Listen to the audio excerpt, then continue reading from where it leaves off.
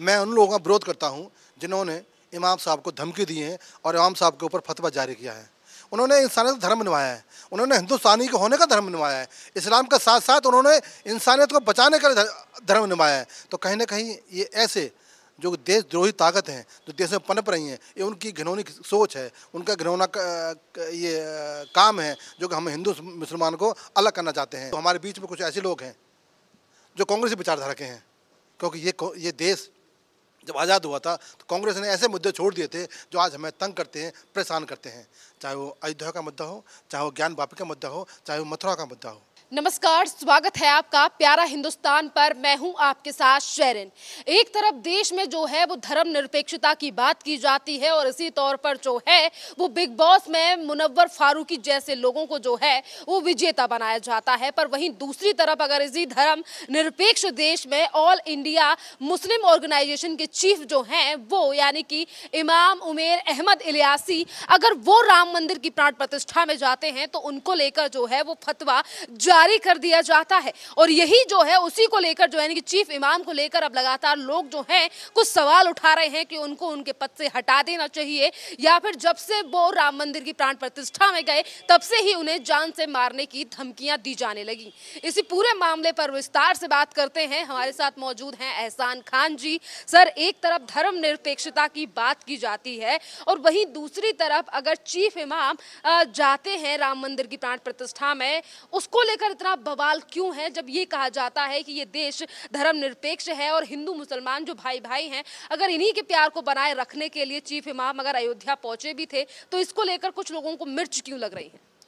बहुत बहुत धन्यवाद।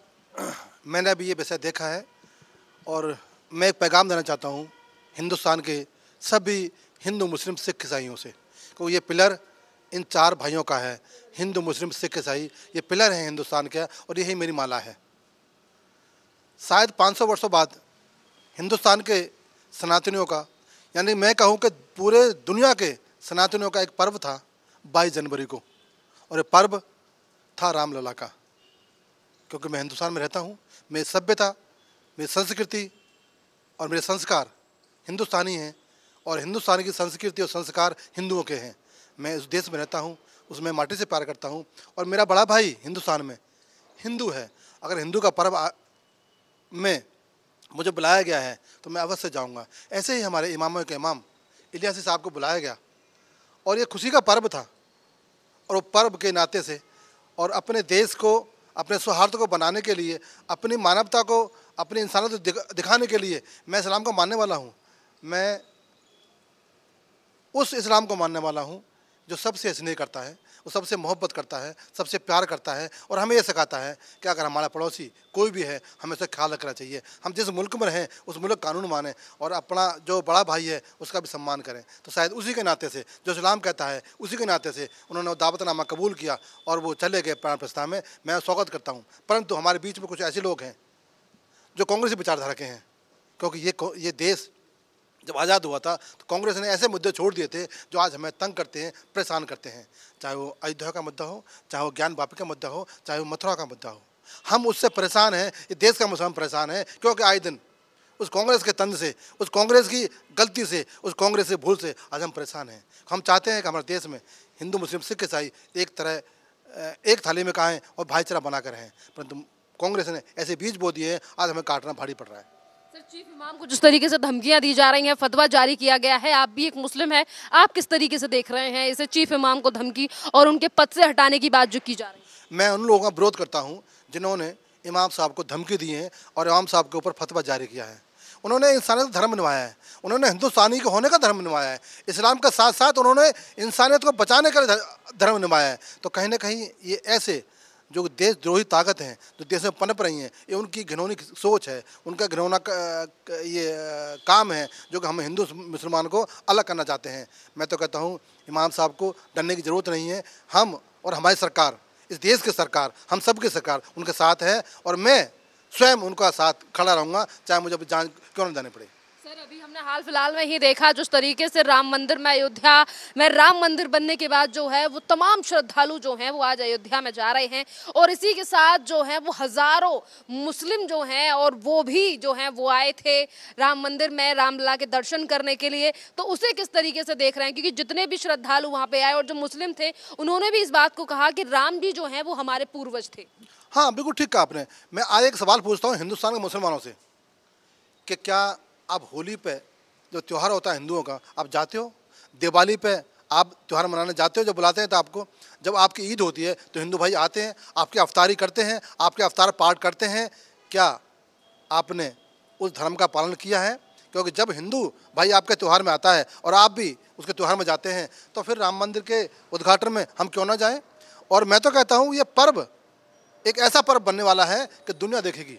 और दुनिया क्यों देखेगी कि हिंदुस्तान में उत्तर प्रदेश का नाम जो दुनिया में है वो राम मंदिर के नाम से जाना जाएगा और दुनिया के सनातनी या दुनिया के और धर्म के लोग इस मंदिर को देखने आएंगे। देश का गौरव बढ़ेगा और हम हिंदुस्तानियों का, मैं उत्तर प्रदेश का रहने वाला हूँ, मेरा गौरव बढ़ेगा और हमें इसका सम्मान करना चाहिए। और जो लोग जा रहे हैं देखने के लिए मंदिर को, मैं स्वागत करता हूँ। और प्रभु राम जो आचरण है एक ऐसा आचरण है कि शायद कोई ऐसा इंसान अभी तक बना ही नहीं है जिन्होंने उदाहरण दिया है। अपने माता पिता के वचनों को निभाने के लिए राजपाट छोड़ दिया। अपने एक भाई ने अपने भाई के साथ निभाने के लिए राजमहल छोड़ दिया। तो एक उदाहरण है प्रभु राम का, हिंदुओं का आराध्य हैं, परंतु हमें उनसे शिक्षा लेनी चाहिए। वो मनुष्य में उत्तम मनुष्य हैं, वो पुरुषोत्तम राम कहे गए, इसलिए कहे गए हैं कि उन्होंने अपना माता पिता के वचनों को निभाने के लिए अपना घर बार छोड़ दिया और बनवास जाना स्वीकार किया। तो ऐसे आचरण को, ऐसे विचार को हम लेने के तैयार हैं। सर, जिस तरीके से आज तमाम जो देश के मुस्लिम हैं वो भी अयोध्या जा रहे हैं, तो एज अ मुस्लिम आप क्या कहेंगे? आप कब अयोध्या जा रहे हैं? सर, आपका कोई प्लान है अयोध्या जाने का? अभी मैं उत्तर प्रदेश में रहने वाला हूँ और मैं अयोध्या कई बार गया हूँ, क्योंकि अब जो मंदिर बना है उसके बाद नहीं गया हूँ। और मैं अवश्य जाऊँगा, टाइम निकाल के जाऊँगा और मैं प्रभु राम के मंदिर के दर्शन करके आऊँगा। और मैं ये वहाँ से वचन लेके आऊँगा और ये कह के आऊँगा कि जैसे आपके आचरण हैं हम सब इंसानों में ऐसे आ जाएं तो ना हिंदू लड़ेगा ना मुसलमान लड़ेगा। तो मैं तो चाहता हूँ कि जितने भी मुसलमान हैं वो प्रभु राम के मंदिर के जाके दर्शन करें और उनसे शिक्षा लें, क्योंकि वो एक अच्छे इंसान थे, वो एक अच्छे मनुष्य थे और इंसानों में उत्तम इंसान थे। उन्होंने जो आचरण जो दिखाया है, चाहे राजा राम बनकर, चाहे बेटा बनकर, चाहे पिता के रूप में, चाहे भाई के रूप में, चाहे बेटे के रूप में, जो उन्होंने अपना एक आचरण दिखाया है, एक मानवता दिखाई है, वो दुनिया के लिए और इंसानों के लिए एक मिसाल है। हमें उनसे सीख लेना चाहिए, हमें विरोध नहीं करना चाहिए, स्वागत करना चाहिए। लेकिन हमारे बीच में मैं फिर आपसे कहना चाहता हूँ कि हमारे बीच में कुछ ऐसे लोग हैं जो देश के ताने वाने को तोड़ना चाहते हैं, चाहे मुस्लिम समाज के लोग हों चाहे हिंदू समाज के लोग हों। और ख़ासकर कांग्रेस ने तो हमें तबाह किया है, इसकी जिम्मेदार कांग्रेस है। आपने कहा एहसान खान जी कि आप जो है वो समय मिलते ही आप अयोध्या रामलला के दर्शन करने जाएंगे, पर क्या हुआ कि जो कुछ लोग जो फतवा टीम बन के बैठे हैं, जो लगातार फतवे जारी करते रखते हैं, उनके लिए क्या कहेंगे? क्योंकि लगातार धमकी तो चीफ इमाम को भी आ रही है।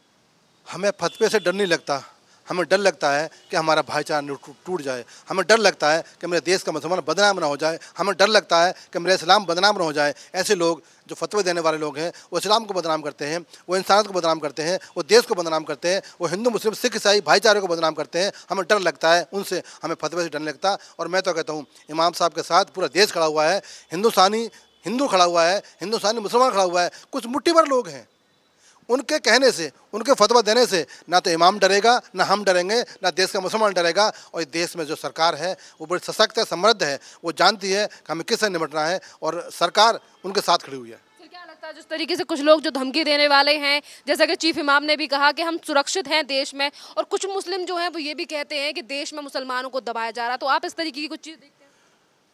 मैं एक बात कह दूं आपसे, शायद देश सुन ले, दुनिया सुन ले, पूरे दुनिया के अंदर केवल एक ऐसा मुल्क हिंदुस्तान है, केवल एक ऐसा देश हिंदुस्तान है जिसमें मुसलमान सुरक्षित है, जहाँ पर बम नहीं फूटते, जहाँ पर आतंकवादी नहीं है, जहाँ पर कत्लेआम नहीं होता। नहीं तो आप जाओ पाकिस्तान जाओ, अफ़गानिस्तान जाओ, बांग्लादेश जाओ, ईरान जाओ, इराक जाओ, सीरिया जाओ और इजराइल जाओ, कितने देश हैं मुसलमानों के, जहाँ पर फ़िलिस्तीन जाओ जहाँ पर कत्लेआम होता है और वहाँ दोनों पक्ष मुसलमान ही हैं, चाहे शिया हो चाहे सुन्नी हो, आपस में लड़ते हैं कि मेरा देश मुसलमान जो हिंदुस्तान है वो मुसलमानों के लिए सबसे बेहतर मुल्क है दुनिया में। मैं बड़ा खुशनसीब हूँ कि मैंने जन्म लिया हिंदुस्तान में। मैं बड़ा खुशनसीब हूँ कि मेरा भाई जो मित्र है वो हिंदू है। मैं बहुत खुशनसीब हूँ कि मैं इस संस्कृति में जीता हूँ।